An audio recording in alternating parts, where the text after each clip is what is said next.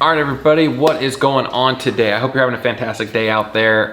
For today's video, I wanted to jump into talking about what I do for a living and how I've gotten to where I am to be able to live the lifestyle that I do, because I've been getting a lot of questions lately from newer subscribers wondering what it is I do to be able to live this lifestyle and afford the things that I do. Now, I have touched on this in the past, but for those newer subscribers and viewers, I don't want to have to make you guys go sifting through hundreds of old videos to go ahead and find it, although it is in there somewhere. But I figured we'd go ahead, start fresh, and give you an update, because there of course have been changes since that last video that I did. So for starters, I am a mechanical engineer, but that's definitely just a very small piece of the puzzle. I've been an engineer for 15 years now, and I'm a very senior engineer at the company that I work for. And it hasn't happened overnight, and the situation that I'm in now is not normal for most mechanical engineers. The average engineer at my level that I'm at currently at my company has over 30 years of experience. So I'm at the very minimum requirements right now to be at the level that I'm at. And so it just shows the hard work and the type of work that I have demonstrated over the years of my career to put me in the position that I am now. And a lot of engineers don't get close to the position that I'm at. I think less than 10% at my company are in my position currently. So it's a very small percentage, and as a result, that has allowed me to have a salary to help purchase some of the stuff that we have. Now, of course, that's relatively new within the last couple of months that I'm in the current position at my current company, which is not when I purchased a lot of these vehicles. The Challenger, for example, I've had for 25 years this month. It was my first car. And so it didn't get built overnight. I didn't just cut a check and have everything done. I built it over time with my dad. And so of course the costs associated with that have been amortized over the last 25 years. The Viper I did buy 8 years ago, 8 years ago now. When I totaled my first Viper out, the insurance check I got from the first Viper paid for this one. And so I lucked out. The cars were a lot cheaper than they are now. I got my first Viper back in 2011 for a fraction of the cost of what this one's worth today. And so that's how I was able to make those choices back then. My wife's Charger, her 2016, we bought it brand new in 2016. And at the time, it was the only car payment we had, because the Viper was paid off. The other car, the Challenger and stuff, was paid off. My Honda that I'd been commuting in for years was paid for free and clear. I bought it with cash when I first bought it back in December of 2013. And then the SRT4 came in 2017, I think it was. And that one's paid for now as well. So seeing what I've got now and doesn't show you the hard work and the time that I put in to get to that point. And of course, beyond the cars, we do have the boat. We bought that last year. We did finance that. I've got a 20-year note on that. I like financing just about anything that I can, and I can discuss that in another video. The reasons why I choose to finance things versus paying cash for them. That's definitely not for today's topic, but just going through, there's a lot of stuff that we have, but most of it's paid for because we've had it for a really long time. And the things that aren't, they're currently financed, and they're finances for a longer duration of time, so the payments come down to be lower and more reasonable. But the biggest factor beyond what my job is that allows us to live the lifestyle that we do is where I live and the proximity of where we live to my office. So we live out here in the Sierra foothills, and I am 126-ish miles, I think it is, from the office where I work. And we made that decision 8 years ago to move out here because we couldn't afford to own a place in Silicon Valley. And what we could afford to own was nowhere near as nice or in anywhere near as nice of a neighborhood as where we are. And so we made the conscious decision 8 years ago that I would start commuting again like I did in college, so that way we could live a lifestyle that we wanted. So we bought our house back in 2014 for essentially what the down payment of a house would have been in Silicon Valley. And so we saved over $1 million on the purchase price because we made the sacrifice to move away from where my office was.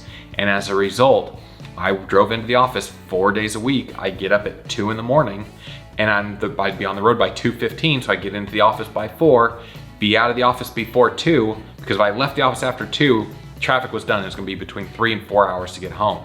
So I tried to leave between 1 and 2, so that way it's only 2.5 hours to get home.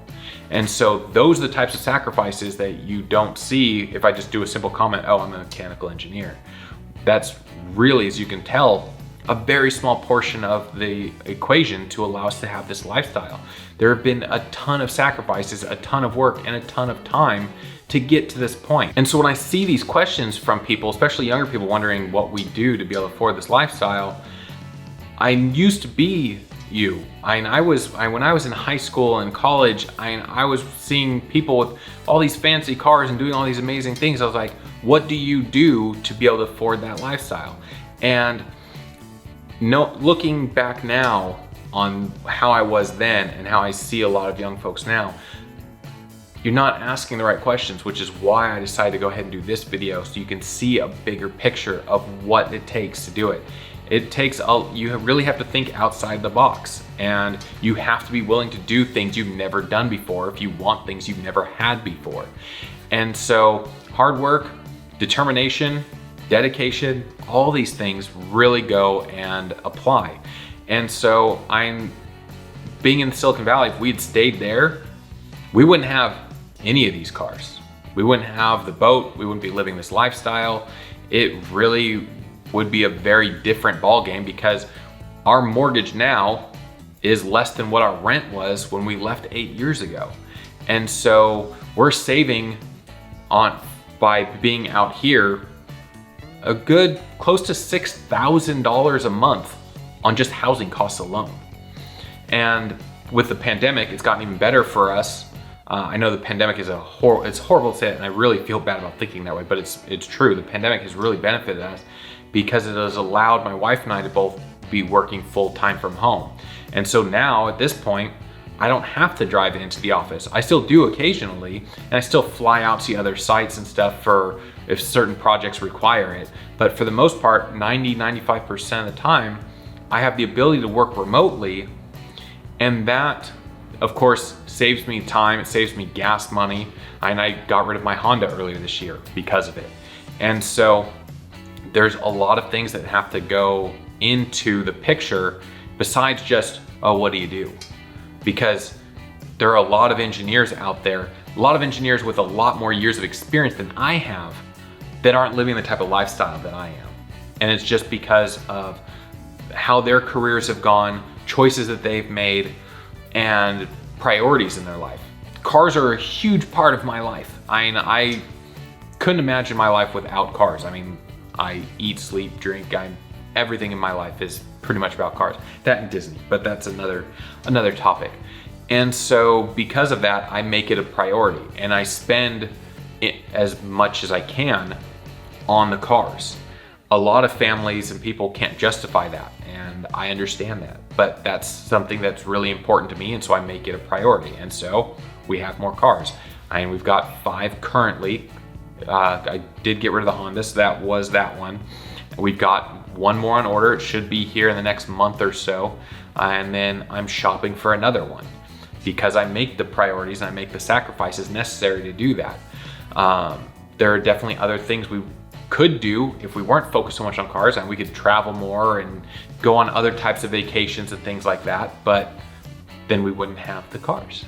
And so it really comes down to what you want as a priority and what you're willing to do to make that dream a reality. And so being an engineer is great, and I love what I do. I love the industry that I work in. I love the company that I work for, the culture there, the programs that I've been able to support. I know that the work that I've done over the last 15 years has definitely made a difference in the world, and I look forward to continuing my career in engineering at the company that I'm at. And if the company decides I need to come back full-time in the office, I'm prepared to do that. I greatly prefer being remote. I think there's definitely more productivity I can bring being remote just because of the proximity to the office and saving those 4 hours a day. But again, that was my choice, my sacrifice. It's not the company's responsibility. So if they decide they want me back in the office full time, I'm willing to do that. I prefer not to, but who wouldn't? But at the same time, I do what's necessary to get the job done. And so these are things you need to take into consideration. You can work in an area that pays higher and then live in an area that costs less and then have that delta by commuting, but you have to be willing to make that sacrifice. What I do and have done for commuting in the past, it's not easy. I don't want to make it sound like it's an easy thing to do, because it's definitely not. And it cost me to make my first practical car purchase in my entire life, being the 92 Civic. Now, of course, over the years, I modified the Civic. Whenever a part broke, I'd go and find whatever high performance racing parts I could throw at it, like shocks and brakes and shifters and exhausts and whatever. But I ended up, because at the time when I was living in the Bay Area, I was commuting to the office in my first Viper. But I had a 3-mile commute then. And when we moved out here, there was no way I was gonna be commuting in a Viper. That was just dumb on a lot of levels. And so we bought the Honda. And I bought a 92 Honda in 2013. And I paid cash for it. And I bought that car because I knew I was gonna be racking up a lot of miles on it. And I was gonna be breaking stuff. And so I wanted a car that had parts that were readily available and easy to work on. So that way, if something broke, I could fix it quick and not cost a lot of money in doing so.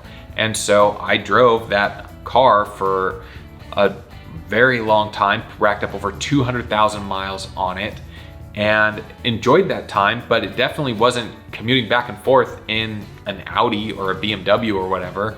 It was an old beat up Honda. So people going out there and spending all this money on all this really expensive stuff, you need to be able to actually afford that and make the sacrifice necessary to be able to do that.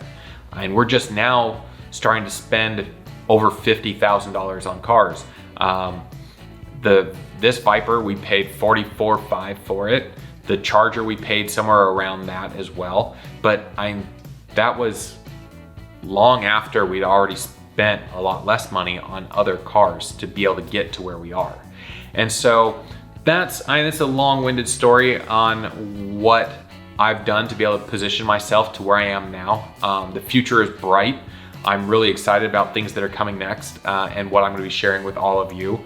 If you have any questions on this, any things about your current situation, if you have any questions you want to ask me, feel free. Put them in the comment section below. I read all the comments and I'm more than happy to answer any questions and help mentor and guide the next generation into the future, because at the end of the day, your future is the future of humanity. And so if you want to have these types of lifestyles, I'm more than willing to help share what I've done to be able to get to this point and help navigate what you can do to help get you to where I am now.